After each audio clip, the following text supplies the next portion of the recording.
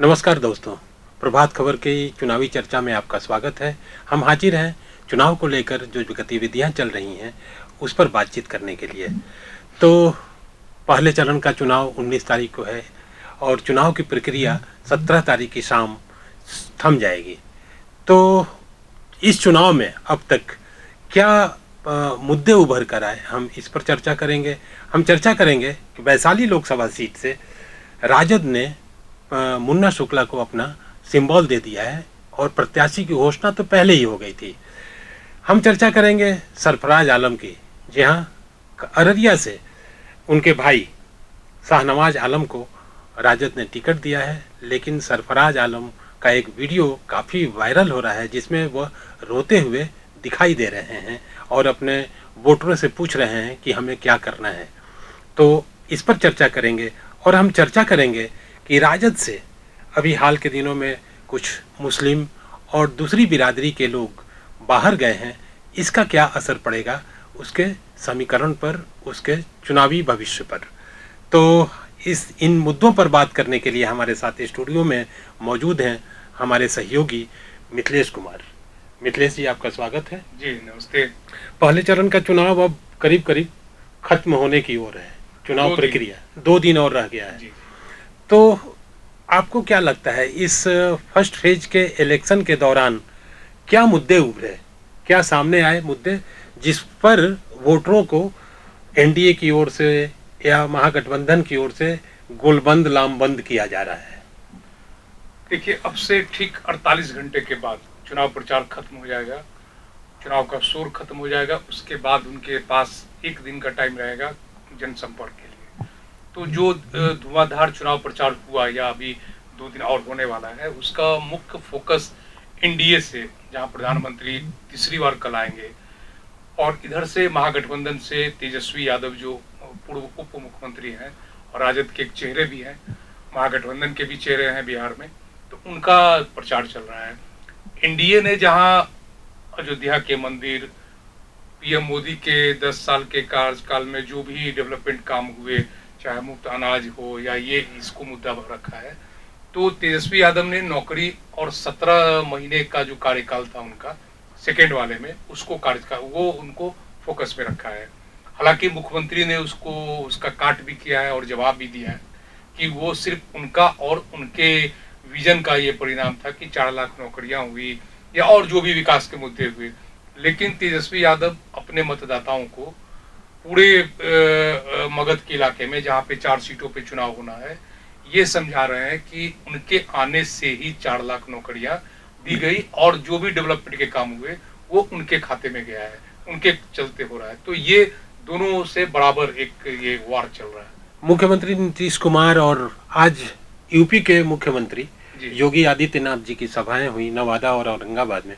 उन्होंने परिवारवाद पर जमकर हमला बोला है, दोनों नेताओं ने। मुख्यमंत्री का भी इसके पहले जो मीटिंग हुई थी उसमें भी उन्होंने कहा, और आज योगी जी ने परिवारवाद पर काफ़ी कुछ कहा सुना है।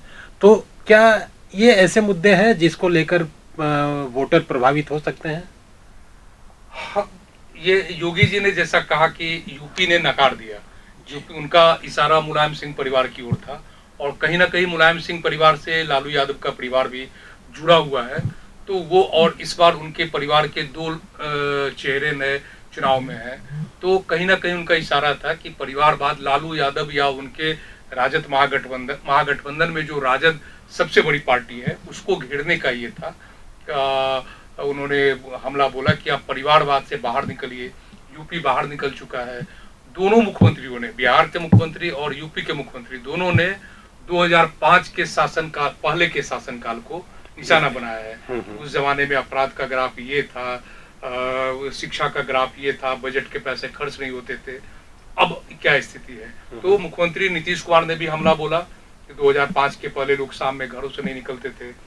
योगी आदित्यनाथ ने भी वही बात कह रहे हैं कि जब इनको शासन मिलेगा तो फिर भी ये परिवारवाद की बात करेंगे, और अभी भी इस बार भी उन्होंने परिवार को ही आगे बढ़ाया है। तो लड़ाई अब महागठबंधन की ओर से, वो एनडीए ने परिवारवाद पे हमला बोला है, और महागठबंधन जो है वो भाजपा पे, केंद्र सरकार पे संविधान बदलने का और वो दूसरे आरोप को लगा रहे हैं।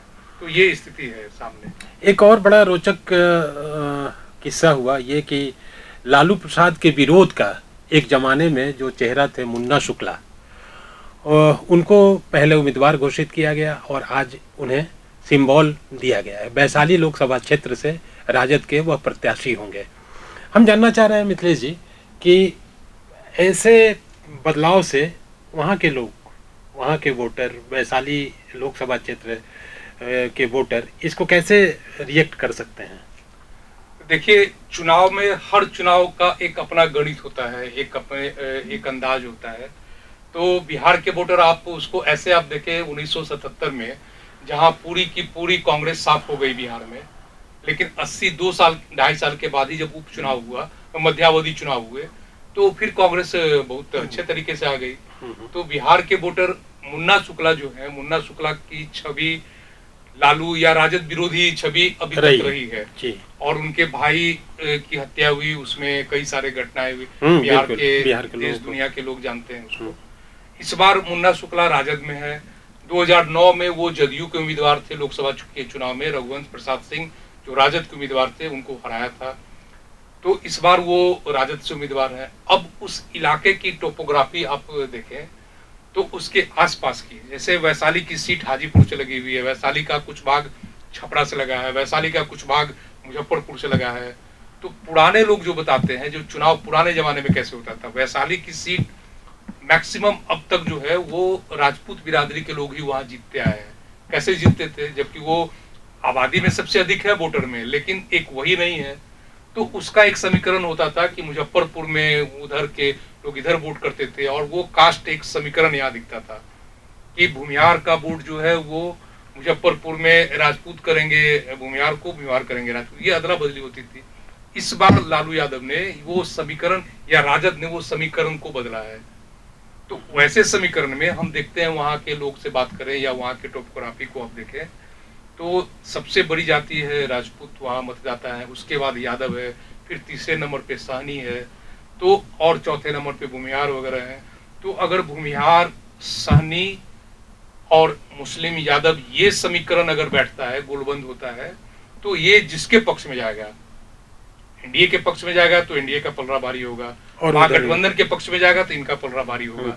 तो इस समीकरण को ध्यान में रखते हुए ही राजद, महागठबंधन और वैशाली से तो कई चौंकाने वाले नतीजे भी आते रहे। 91 में मुझे ध्यान आ रहा है कि उपचुनाव हुआ था और वहां उस सीट से लवली आनंद को जीत मिली थी। वो लालू यादव का पिक का समय था, पूरे पिक पे थे लालू प्रसाद, उनकी राजनीति, मंडलवादी राजनीति।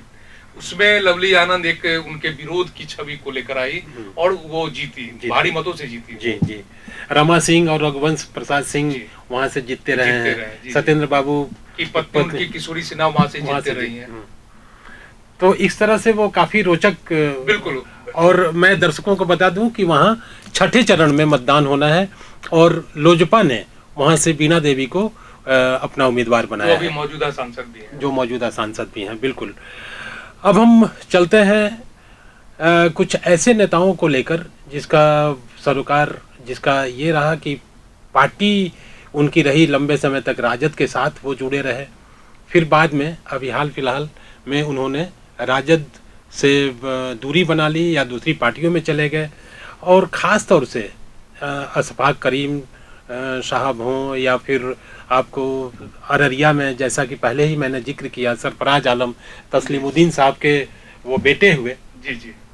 तो इन लोगों की नाराजगी क्या राजद का जो कोर वोट एक माना जाता है या समीकरण कह लें, उस पर इसका क्या असर पड़ सकता है?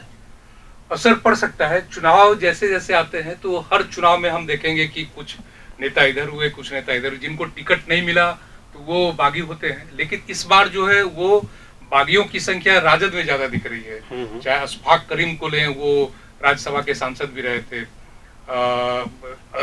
बड़े नेता के रूप में, राजद के रूप में वो चेहरे थे। फिर हेना साहब को ले, जो साहबुद्दीन की विधवा है, पत्नी है, वो राजद उनका इंतजार करते रहा लेकिन वो नहीं आई और उन्होंने कहा कि हम निर्दलीय ही लड़ेंगे। फिर उसके बाद आप देवेंद्र यादव को ले, वहां से राजद ने टिकट दे दिया, अवध बिहारी चौधरी को टिकट दिया। देवेंद्र यादव को ले, जो 1968 में विधायक हुए, और उनको उम्मीद थी कि झंझारपुर की सीट से उनको उम्मीदवार बनाया जाएगा, लेकिन वो सीट चली गई वीआईपी को और ये नाराज हो गए। पार्टी ने नहीं छोड़ी अभी उन्होंने, लेकिन वो पार्टी से नाराजगी उनकी सतह पर आ चुकी है। इसके बाद आप सरफराज आलम को लें, वो तस्लीमुद्दीन साहब बड़े नेता सीमांचल के, गांधी भी उनको कहा गया, तो उनके दो बेटे, अब छोटे बेटे को राजद ने टिकट दे दिया, तो मझले बेटे जो है ये नाराज हैं और उन्होंने पार्टी के खिलाफ बयान भी दिया, मंच पे रोए भी, और वो संभवतः निर्दलीय चुनाव भी लड़ेंगे। और इनके अलावा और भी कई लोग हैं, जैसे वीर सिंह पटेल ने पार्टी छोड़ दी, रामबली सिंह ने पार्टी छोड़ दी।